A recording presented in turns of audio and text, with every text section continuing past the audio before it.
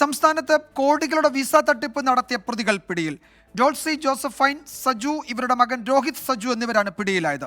കാനഡയിലേക്ക് പോകാൻ സഹായം വാഗ്ദാനം ചെയ്തായിരുന്നു തട്ടിപ്പ്. അജീഷ് ജയകുമാർ വിവരങ്ങൾ നൽകും തിരുവനന്തപുരത്ത് നിന്ന്. അജീഷ്, എങ്ങനെയാണ് ഈ സംഘം പ്രവർത്തിച്ചത്? എത്ര കോടി ഇവർ തട്ടിയിട്ടുണ്ട്? വിവിധ ജില്ലകളിൽ നിന്നും വിവിധ പ്രദേശങ്ങളിൽ നിന്നുമൊക്കെയായി.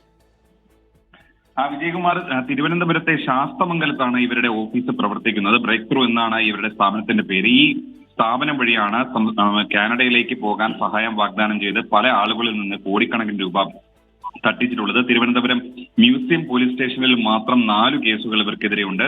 വയനാടും കോഴിക്കോട് അടക്കം പല ജില്ലകളിലും ഇവർക്കെതിരെ കേസുകളുണ്ട്. പോലീസ് ഒരുപാട് ദിവസമായി ഇവരെ നിരീക്ഷിച്ചു വരികയായിരുന്നു. ഇതിനെ തുടർന്നാണ് 2 പേരെ ഇപ്പോൾ കസ്റ്റഡിയിലെടുത്തിട്ടുള്ളത്.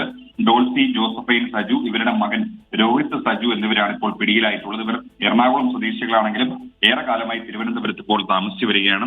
ഇവരെ അല്പസമയത്തിനകം കോടതിയിൽ ഹാജരാക്കി റിമാൻഡ് ചെയ്യും.